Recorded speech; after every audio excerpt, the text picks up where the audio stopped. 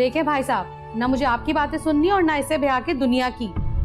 रखिए अपनी सौगात को अपने सीने से लगाकर। वैसे बड़ी हिम्मत है आपकी, बदनामी के फोटो को सीने से लगाकर बैठे हैं। ऐसी लड़कियों को तो गलत दबा के मार देना चाहिए।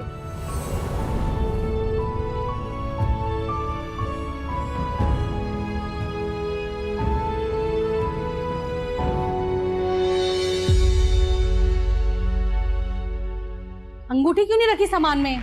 ये भी हड़प खान करने का दिल कर रहा था। नहीं दो इधर। हड़प करना चाहती हो? बहुत तेज हो तुम, छोड़ो इसको।